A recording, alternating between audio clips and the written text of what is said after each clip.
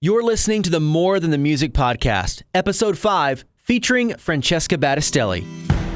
I thought I was a very honest person, and it wasn't until probably about a year after I wrote the song that God really started to convict my heart. We started playing it live, and God said, hi, you're the one singing it. You need to live that way. And it has been an incredible journey in the last 2 years of what he's done in my life personally, in our marriage, and just realizing how easy it is to just cover stuff up. You're about to hear how Francesca Battistelli went from playing coffee shops with no one there to playing Winter Jam, where she eventually met her husband Matt, how they struggled as new parents, and how the songs on her album, If We're Honest Deluxe Edition, are some of her most personal ones yet. I'm Justin Paul, and we're going to talk about a lot more than just the music. More Than the Music is hosted by Justin Paul, a touring musician turned national radio personality who loves the dramatic, humorous, sometimes tragic, and often inspiring story behind the songs from your favorite artists. You can connect with the show at wayfm.com/Justin. Now here's your host, Justin Paul.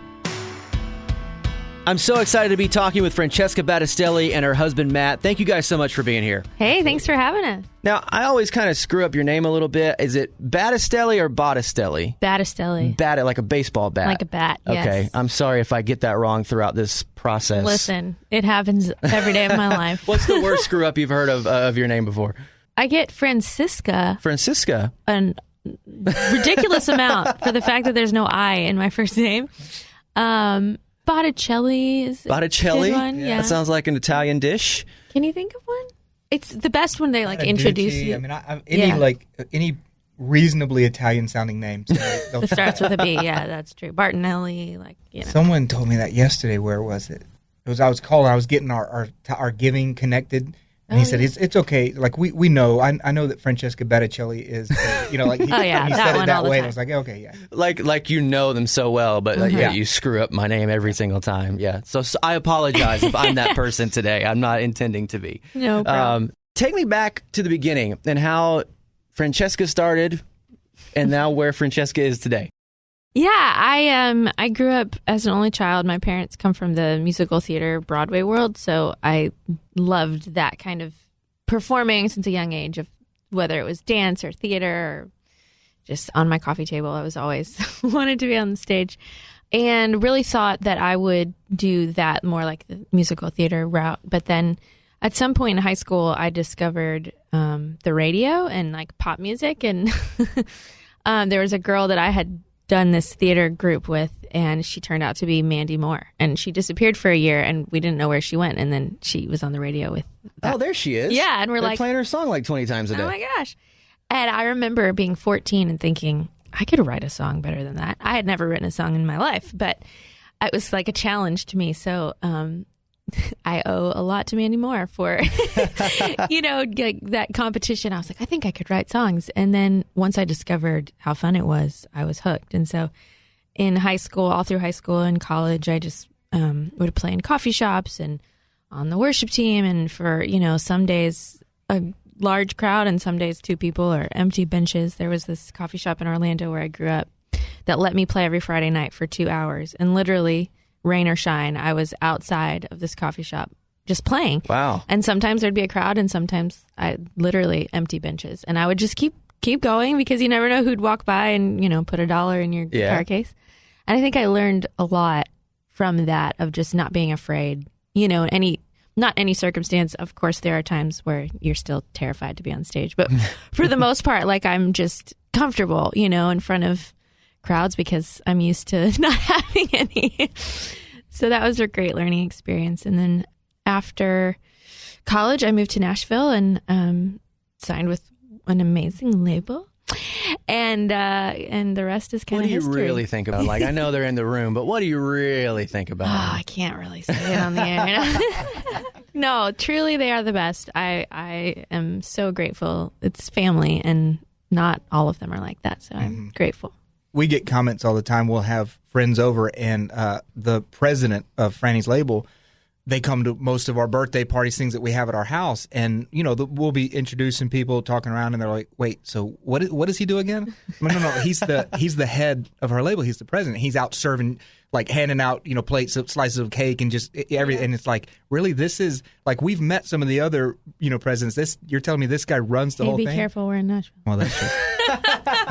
So we won't name names. But it's some labeled dirt. Okay. But just in general, being in charge of such a big company, people are like, man, he's so down to earth, and he kind of leads that entire family atmosphere that we feel. I mean, I'm sure y'all feel it internally, but we feel it every time we're there. That it's just like a big family gathering every time we get together. So it from my perspective, wanting to always make sure that Franny's protected and cared for, it's very comforting knowing that that's the hands that she's in when it comes to her record label. I totally expect after this interview to be invited to one of those birthday parties. Well, there you go. I love cake. Yeah. I love ice cream. All right. I'll serve whatever I got to serve. Just get an invite. So growing up in a musical family and in theater, I mean, you're kind of a big movie star now. You've been in Woodlawn and Winter Jam. And Winter Jam the movie? Did that play into it? Oh, yes. Have your people call my people. Yeah, it's funny. Woodlawn is a great story because the Irwin brothers who directed that film, it's about their dad kind of. They did my very first music video for Beautiful, Beautiful, and they did Free to Be Me. We just did them in reverse, however many years ago that was. And back then they would talk about one day we're going to make films, and I would tease them that they had to put me in a film because I'm an actress. Come on, guys. And so for the past 8 years, I've teased them every time they've done a movie and not put me in it.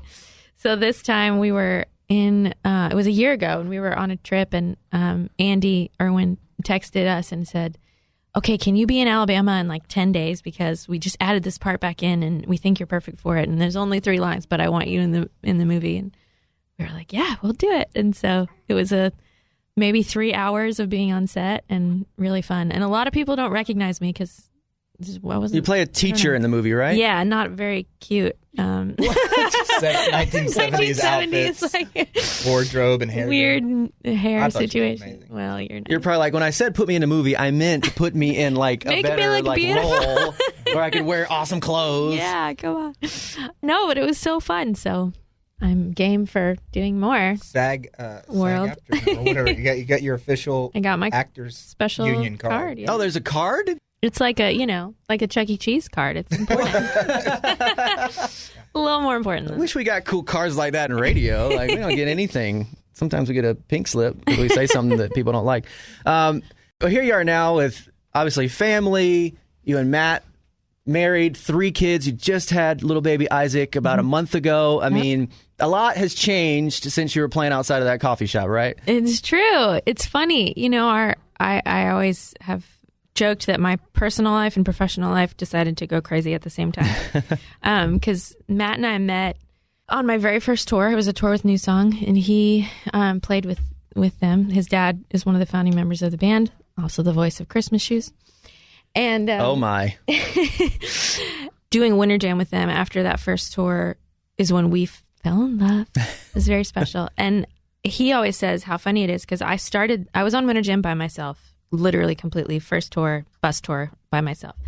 And I would go out to the table at the end of the night and sign autographs again by myself just because that's what you're supposed to do. And the first, half of the tour, I'd be like just kind of twiddling my thumbs, waiting like, do you want to come here? No? Oh, cool. Please okay. Let me sign something. Yeah. And by the end of the tour, Free to Be Me kind of hit in the middle of the tour. And so by the end, there's this long line and I'm by myself and I have no idea what I'm doing. And I'm out there for hours like, help me. And he saw that happen because he was pursuing me and I had no idea. And so he's like, that poor damsel in distress, let me help her out. But it is true. And then we fell in love and got married really fast, and life professionally got crazy really fast. And it's been a never-ending journey until this is like the first time in 8 years, 7 years. How long have we been married? 6.5 years. Wow. That I feel like we've had a chance. You're supposed to remember that. He's the one that forgets it. I am sleep deprived. I have an excuse, but yes, that's true.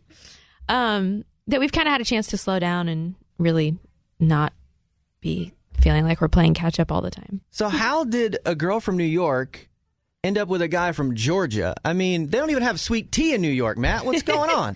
Well, she had a little pit stop in Florida, and I guess that's a little bit closer to Georgia. And that's true. So it made it acceptable. I knew how to say y'all at the time that we did met. learn that. My parents are back. Stay away from them Yankee girls. You marry you a good Southern belle, and you'll be happy forever. I guess it does work out. Here's proof that my parents were wrong. See? There you go. It does work out.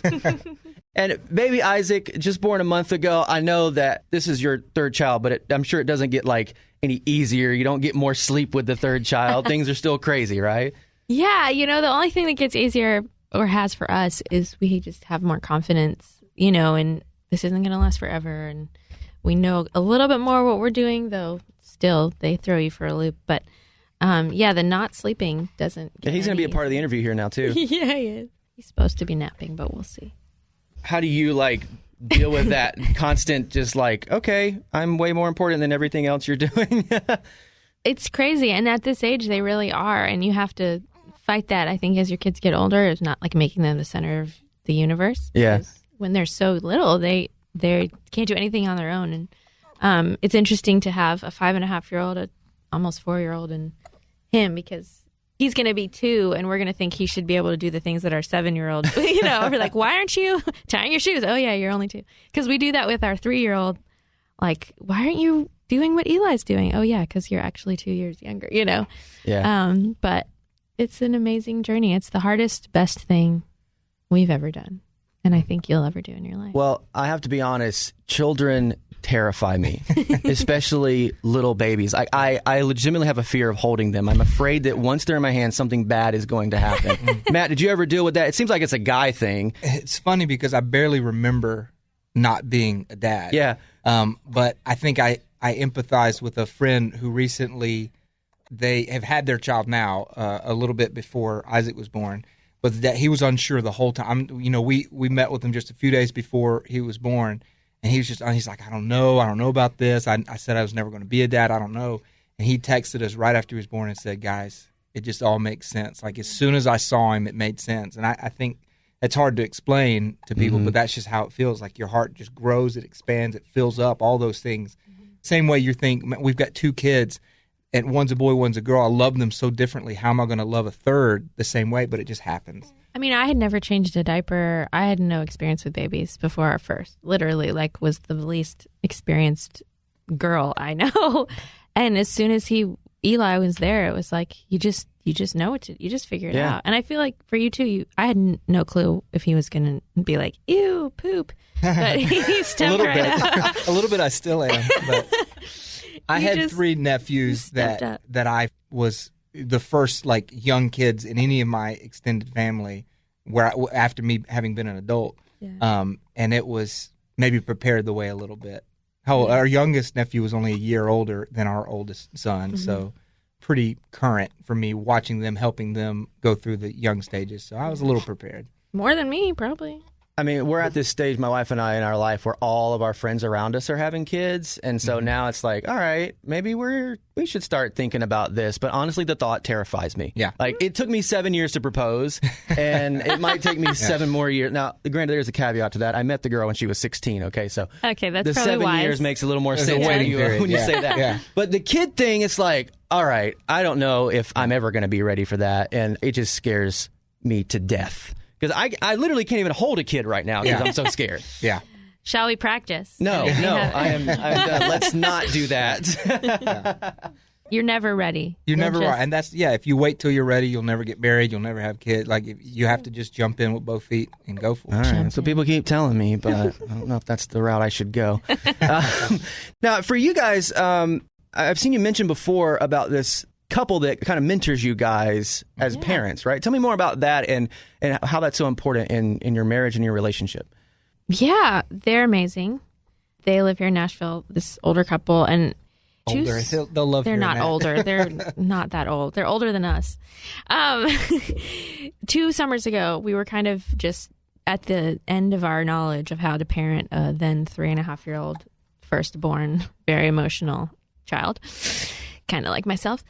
And I just happened to mention to this gal that I barely knew about needing. I feel like you can out her. Can you say her name? Is that not? Are you not allowed? I guess so. I don't know. Is it a secret? No, it's Karen Kingsbury and her husband. Yeah, they're the Russells. They've probably written a book about you. And I was actually on her show, and I was just sort of saying, this has been really hard and we don't know what to do. And she just like took me under her wing and said, well, we've been talking about doing this Bible study again for young parents. And if you can get some other couples together, let's walk you through it. Granted, I had met her like twice before, and we're like, okay. But then I couldn't find anybody. So I emailed her, and I'm thinking this is the end of it. And I'm like, well, we couldn't find anyone, but thanks anyway. And she's like, well, if y'all just want to come over, we'll just do it for you. And this woman like has 6 children of her own, now a grandson, and a million different things going on. And she writes books in like 5 seconds. She's amazing. And here they were, like, not knowing us, just taking us under their wing. And it literally, I mean, I can say, like, because of Don and Karen, our lives have completely changed. Just seeing them, hearing them be so honest about how parenting was hard for them at first and how they needed all this help. Yeah. We're like, so do we. And now seeing, 6 kids later, they're all grown. They all love Jesus. They're all, like, well-adjusted grown-ups. It's just awesome. And has given us so much hope to go, we want a big family. Like, we're not afraid anymore. Whereas 2 years ago, we were terrified of even having one more, because we're like, we don't know what we're doing. And not that things are perfect, but they've just been huge in our lives, and reminding us that our marriage comes first. The kids are only going to be in our lives 20 years, not our lives, our homes 20 years. And then you've got each other for hopefully a lot more than that. Yeah. And you can't, if your life is all about your kids and you don't have anything here between the two of you, then what are you going to do when your kids all go away? You're going to not know what to talk about. And so they're amazing. Mm-hmm. Does working together help that, or is that a challenge in your life? Because I love my wife dearly, but I don't know if I could work with her in the same profession every day. Yeah. It's taken some adjustments, but it's never felt wrong. It's never been difficult from the standpoint of whether or not we get along. We just had to learn boundaries. I've got an office space now outside of the house that I go to work that helps both of us tremendously, just being able to focus on work and not distracted. But especially with kids, it's like, wow, all we've got is the daytime when the kids they're at preschool or wherever they're at, and we've got time together. And we would spend all that time just being husband and wife and not getting any work done. So we kind of had to set those boundaries up. I tell people this all the time, and it may start to sound like a cliche, but my job as a manager for Franny is the same as my job as a husband. It's just maybe a little bit broader scope, but I'm trying to protect her and cover her and see that she's taken care of. And it extends just from our personal life into the business life as well, which is just as, if not more important emotionally for her, to stay protected when she's out there doing it, not in her comfort zone. I mean, she'd rather stay home, be a mom, kind of that introverted personality. But she knows that God's called her out there, so she needs to be protected when she's out of her comfort zone. So it's a natural fit, and we love it. It seems to work. It was God's call, so it's like, hey, if God says go, we try to go. So it's worked out so far. And I can say it's probably not for everyone. Like, we just have personalities that we're both introverts, but we love hanging out. And so homebodies. We're homebodies. So I don't know. It just works for us to be together all the time. It's how our marriage has always been, except for the first 4 months when we were on different tours, which was awful. But other than that, we've literally been together almost every day of our marriage since then. And that's cool for us. Some people would be like, oh my gosh, I need a break. But we're blessed. Yeah, I think for me, like, I love my wife dearly, but she's so much smarter than me. So that's intimidating. Like, working with someone who's like levels above you, you're like, I don't know what to do. Like, this is all you, babe. All right, I'm going to go do this radio thing where I push buttons and talk, and you can handle all that business stuff that I don't understand. In Georgia, where we're from, they call that out-punting your coverage. I think we've both done that. Yes, we've both done definitely that. Married up. Yeah. So I'm a drummer too, and I know you are. How is this dynamic? My wife says I picked the loudest instrument on the planet to play at home, and I don't know if you get to do that with kids now, but she's like, give me some earplugs, or I'm going to get my nails done when I want to play at home. Yeah, I never really practiced at home that often, and man, has it been 2 years? A couple years ago, when I really started focusing on the management side of things, I stepped off stage playing drums with her and just doing the behind the scenes stuff, and so I don't even honestly know if I've picked up a pair of drumsticks in 2 years. So it worked. So for her standpoint, it works out really well because she doesn't have to put up with it anymore. But before that, when you barely got to Which is probably why it was time for me to step down. because I never practiced, and all of a sudden it was like, he's not good enough to be Speaking up here. from experience, you're out on the road, you play all the time, you come home, you kind of just want to break from it. But now, even me being off the road, at home, it's like, all right, sometimes I just want to jam out a little bit, and I got to remember, my wife actually still has to get work done because she works from home. So it's like, can't really do that here. I got to find somewhere else to do that. It's the one, even out on the road, when it's like, hey, guys, we want to try something new. You talk about it in sound check, and then everybody goes back into the dressing room, and they plug in their headphones, and they're practicing, and the drummer's just like, what am I supposed to do? I can't practice. They give you a rubber pad to play on. Like, that's going to help. So you just have to wing. You just have to go for it. Let's jump into the music. If We're Honest Deluxe Edition. He Knows My Name. Obviously, it's such a huge song. We play it all over Way FM. But I know this has a special connection for you, too. Yeah, this song means a lot. And for so many reasons. I think for me, it's just a great reminder every time that I sing it that God isn't worried about what I do. He just, he knows me and more the real me than even my husband. God knows who he made me to be. And that's just such a cool thought. And it's been amazing in the past couple of years to see how it's connected with people. We did this thing on Winter Jam last year and tours before and after that, but where we put names of people who are in the crowd on the screen for the end of the song, like full names. We would get them from various ways, and people would be like, how did you know I was here? And it was very sneaky, but really cool because you couldn't always see the people like seeing their names, but anytime I actually saw someone recognize their name, it was the greatest moment of the night because they'd be like, oh my gosh, and get their phone out, and they're like, how did this happen? It was just a special moment. And one night, after the show, it was Winter Jam last year, I was at the signing line and this older lady came up to me and she started crying. She said, when I was young, I was abused as a child and abused as a wife. Like my whole life had just been used by men and by people and never knew my worth. And she said, the first time I heard the song, He Knows My Name, it was like all of that just broke off of her. And she said, God, I realized that he was never going to use me in a way like that, and that he valued me, and that it's like she realized her worth and her self-esteem and all of this. You could just see this like pride well up in her face, and she's like, probably 55, 56, and has walked around with this weight her whole life, and how this song like just broke that off of her. And I'm behind the table like, mascara dripping, and she's crying, and it was just and then she just left. She didn't want like anything. She just wanted to tell me that, and it was really special. And I think the first time I really heard the song back, I heard it as an anthem for people of all ages. I don't think I envisioned her. I was probably thinking more of a teenage girl, singing this song, but I've seen God use it in a lot of people's lives to be this anthem of, he calls me chosen, free, forgiven. It's just, I need to hear it. So those are special songs when you really are like, okay, I believe this, and it's important. They tell you in communication classes and stuff, like when you say someone's name, that there's a special feeling, there's a sense of worth when you're just speaking in someone in conversation and you say their name. Yeah. And I think that's even so much more true when you're talking about our Heavenly Father, knowing our name, and that we're not just another dot on the map. We're not just another person, but he knows us specifically. He knows our name, like he cares about us. It's amazing, right? I mean, to think that he knows every hair on our head and every tear that we've cried, and it's mind-boggling to know that he loves me more than I love my kids, and I don't think there's anything more than that, and it's so much more. I don't need my name in lights. I'm famous in my Father's eyes. Make no mistake, he knows my name. I'm not living for applause. I'm already so adored. It's all his stage. He knows my name. He knows my name.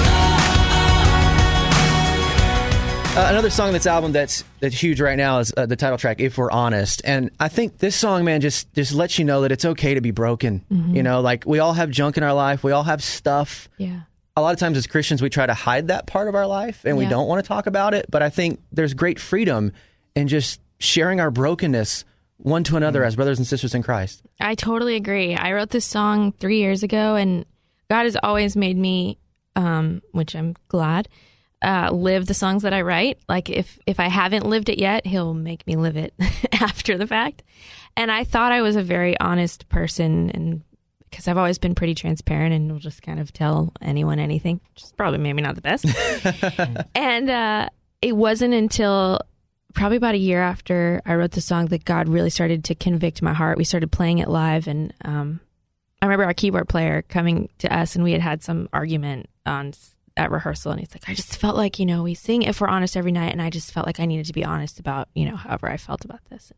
God said, hi, you're the one singing it. You need to live that way. Wow. And it just has been an incredible journey in the last 2 years of what he's done in my life personally, in our marriage, and just realizing how easy it is to just cover stuff up. And sometimes it's not always bad stuff. It's just, like you said, you want to give that perfect Instagram prop to everyone of like, my life's great and I'm totally perfect. And I'm so not. And none of us are. And I don't think we're going to grow if we don't have those people in our lives that we can share the real junk with. And no, we're not supposed to tweet our dirty laundry to everyone. But if you don't have accountability, you don't have the people that ask you the tough questions and that you can say, hey, I'm struggling with this, or I see this as an area of sin in my life and I need to tell you so that you can, James says, confess your sins one to another and pray for each other so that you may be healed. I don't think he wants us to do this life alone. And I've seen in my own life, trying to do it alone doesn't work. So the song means a lot to me. It's very personal and the most honest song probably I've put out there. And it's really exciting that it's a single and people are hearing it who maybe never have bought the album, but they're hearing it on WFM, and that's super, super exciting to me. I'm so grateful for this point in my life and my wife's life that we have those friends, we have that community around us that you feel comfortable sharing those things with. Because like you said, it's not like you're airing your dirty laundry in public or anything, but you want those people close to you who care about you enough where you can tell them your deepest, darkest secret, yet they can still, in that moment, pray for you. Totally. And see your heart and not necessarily see the mistake you've made, but see where God is leading you. And I think that is so crucial. It felt like there for a while, my wife and I, it took us a while to get to that point where we had that community around us, but that is so important. Yeah, it really is. It really is. Isolating yourself is not, it's what the enemy will always try to get you to do, because he'll say, you can't tell that person that. They'll reject you, or they'll think you're horrible, or they'll stop being your friend. And if they do, then they weren't your friend to begin with. But, and I think this is in the song, and I know it's in the song, but that whole, when we're the most afraid to say something to someone, whether it's you hurt me and I need to be honest with you, or I did this and I need you to forgive me, or whatever, we expect that rejection. But most of the time, especially if it's a relationship centered around Christ, mercy is waiting on the other side. Like, how many times has he come to me and honestly told me something where I've been like, you're a jerk, get out of here. Like if he's honest and vulnerable, I'm like, I love you, I forgive you, it's okay. and the same thing back. And so, but the enemy will lie to you and tell you, no one's going to love you, no one's going to understand. You're the only one who's ever felt this way or ever dealt with this. And if he can keep people there, then we're all just stuck and we're not growing and we're miserable and we're not expanding the kingdom because we're focused on ourselves. But if we can move past that fear of, just being real, I think that's when growth happens. I think as dudes deal with that in a different way too, because we don't really want to be vulnerable because we're supposed to be the tough guys. We're supposed to be the leaders. And I'm a stinking crybaby too. If I start like sharing stuff and getting vulnerable, I am just a mess. And I'm like, I don't want to look like that. Like, I don't want anybody to see me like that. So I usually withhold it all in. I don't know about with you, Matt. Maybe you're more free with sharing stuff it's than the I same am. way. I mean, and I don't put it on my dad. Just like that's what I grew up around, which is kind of just real stoic and not really bottled up. Dried up, boy. Yeah. Dried up, boy, and go on that tractor. Yeah. and so, I mean, so for me, definitely that's part of the challenge is learning, number one, just how to communicate better with my wife through that and understanding that she is completely different and has different emotional needs. And then also not wanting to close my kids off to that either. And so, it's been a challenge and it's been a wonderful growing experience for us as a family. So bring your brokenness and I'll bring mine, 'cause love can heal what hurt divides, and mercy's waiting on the other side. If we're honest,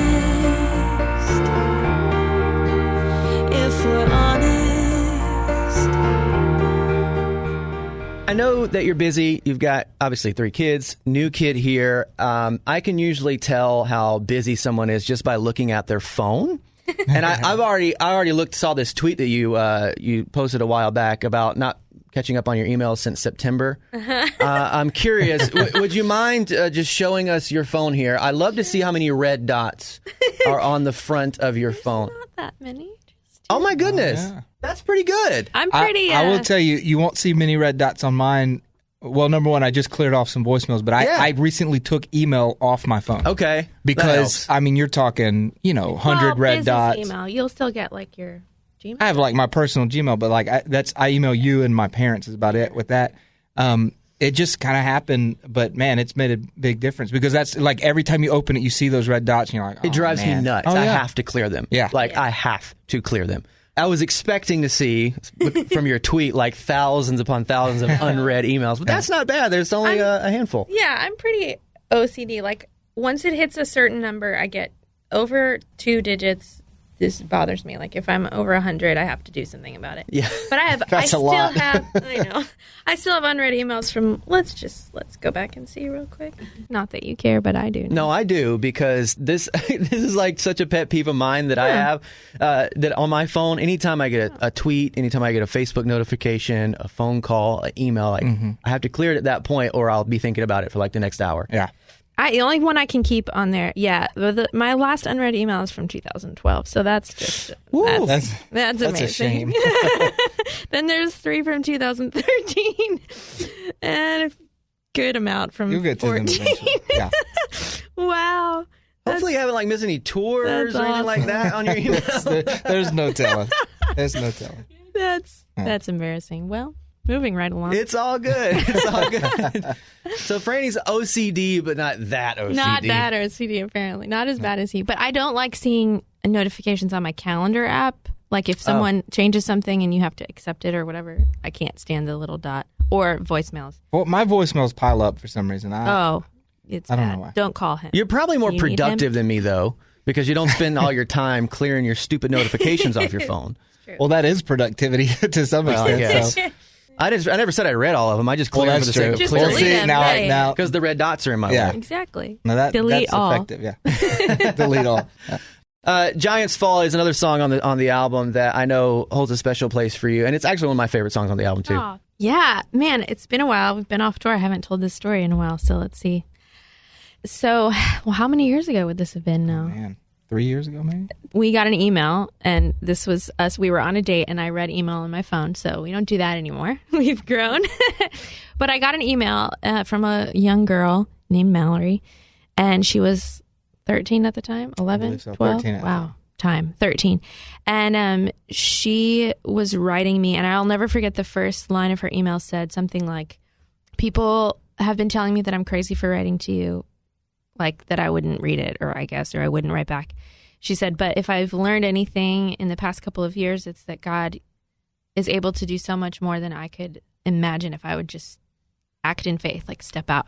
And I remember being at a point in our lives at that moment when I really needed to hear that. And I was like, whoa, whatever this girl asked for, I want to give it to her because this is gutsy, you know? And she asked me to come and sing at an event that she was doing. And so we actually moved some things around so that I could be there because I was so impressed with her. And it was in Clarksville. And so we got to say yes to that. But then a couple of days later, I was writing for this record and writing with 2 great friends, same people I wrote, if we're honest with.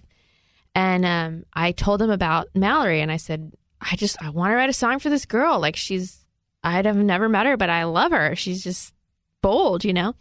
And so we started talking about the heroes in the Bible and how so many of them were young and how so many of them were people that the world had kind of, you know, cast off or forgotten. Mm-hmm. And probably my favorite Bible character who fits that description is David, and his gutsiness to say, yeah, I'll take on Goliath. You know, all these trained soldiers have been scared, but I'll do it. And yeah, I don't want a sword or any of that armor. I would have been like, where's my nuclear bomb? I need something a little more than a slingshot. And but he was just he's so trusted in the Lord, and he so had confidence and faith that God probably was even like, oh great, awesome. Like, not that anything surprises God, but I just can see him going like, way to go, David. All right, I'm gonna honor your, faith. And so we wrote this song for Mallory about that. And so I think that she's such an inspiration behind the song. And moving now a few months later, when we were at her event, she didn't know that I had written this song. And so it's just me and a guitar player. I've never sung the song for anyone at this point except my husband.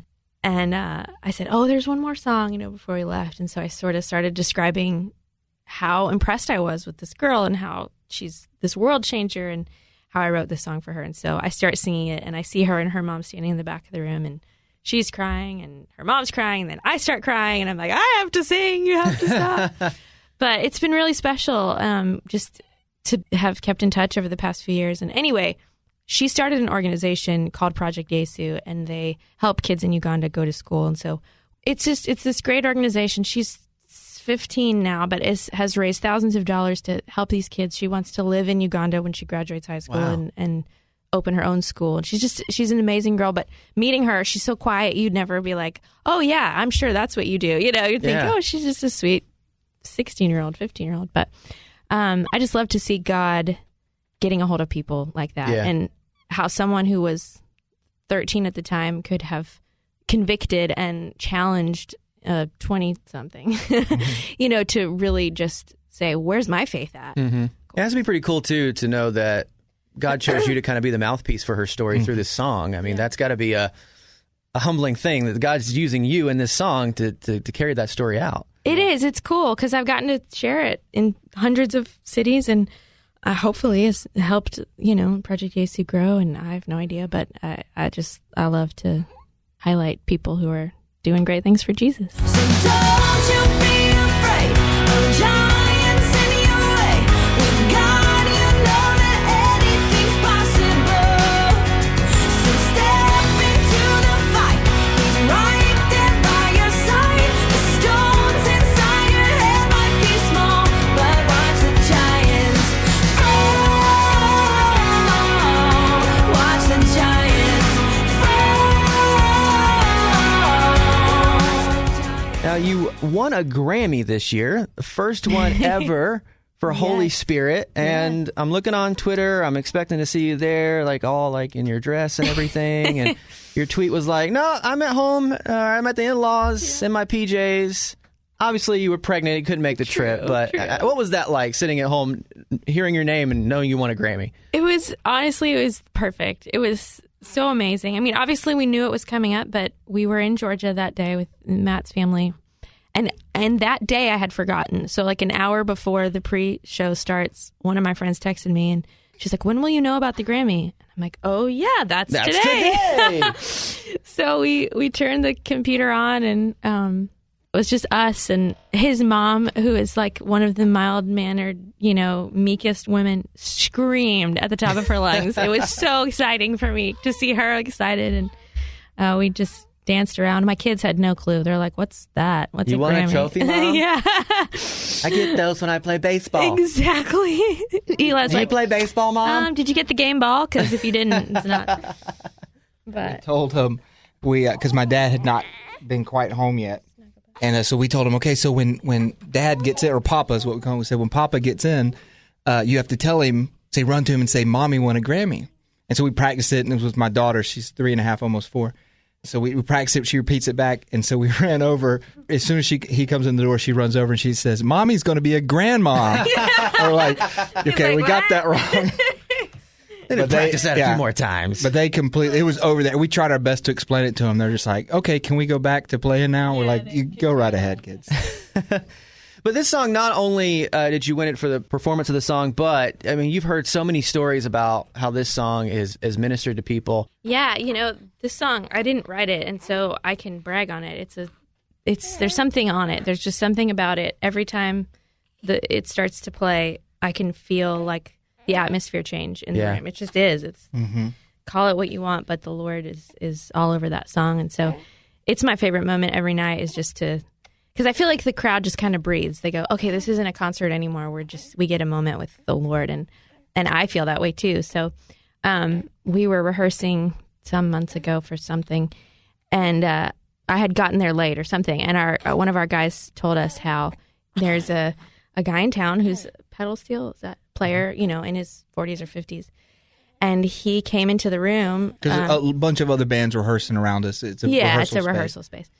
So he knocked on the door, came in, and was hoping to find me to tell me this. But I guess he and his wife had known the Lord maybe earlier in their lives, but had kind of really fallen away. And hearing this song, hearing Holy Spirit on the radio, like brought them back to the Lord. Wow. And so this musician, grizzled old guy, standing among 5, 6, 7, 8 of our guys, other musicians, they're all trying to be macho, starts crying, telling, this testimony of this song. He's like, well, if you see her, later today, just tell her. So I have not even met him, but the guys telling me the story are like, no, Franny, like it was really special. It was really cool.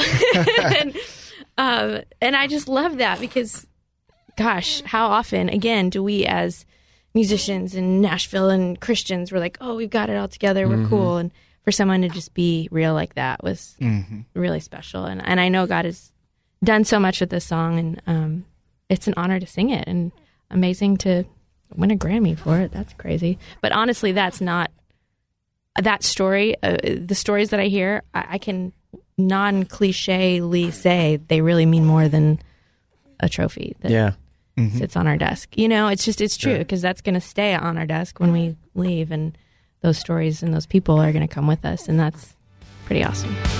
Holy Spirit, you are welcome here.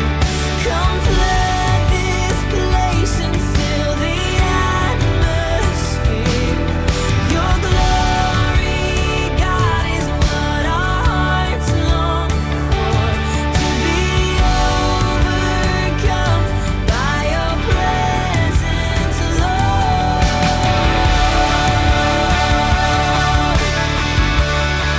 Your presence.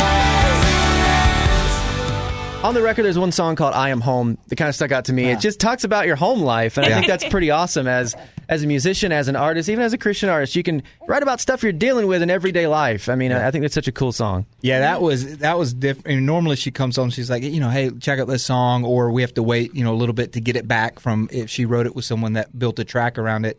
But that one, she came on and said, hey, I wrote you a song today. And it was just a little bit, it was different. And so obviously that's special to me. And was it based around that line from that Billy Joel song, or that kind of encouraged it or something? But anyway, there was a lyric to a Billy Joel song that we loved, and I can't remember it now because on the spot.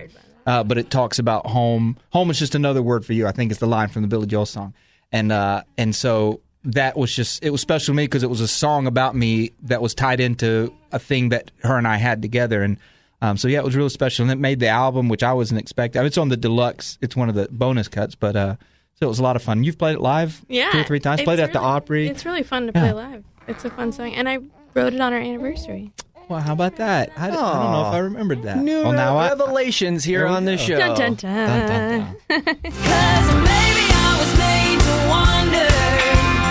Maybe I was born to roam. But baby, as long as you're with me, I am home. Rolling from city to city, out on the open road. Baby, as long as you're with me, I am home. I am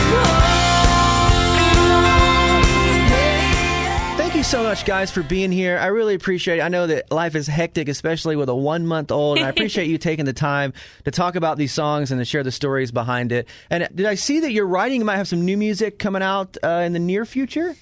Nearish. Yeah? Yeah, no, we're definitely starting that process. Got some songs I'm already really excited about. And it'll be a little while, but it'll be worth the wait, I promise. Well, thank you guys for taking time out of your busy schedule to be here. I really appreciate it. Thank you so much. Thanks for having us. You've been listening to the More Than the Music podcast, episode 5, featuring Francesca Battistelli. If you've enjoyed this episode or any others, would you kindly consider leaving it a 5-star rating and brief review inside iTunes? Your 5-star rating and review would be greatly appreciated. I'm Justin Paul. To find out more about the show, just go to wayfm.com/Justin.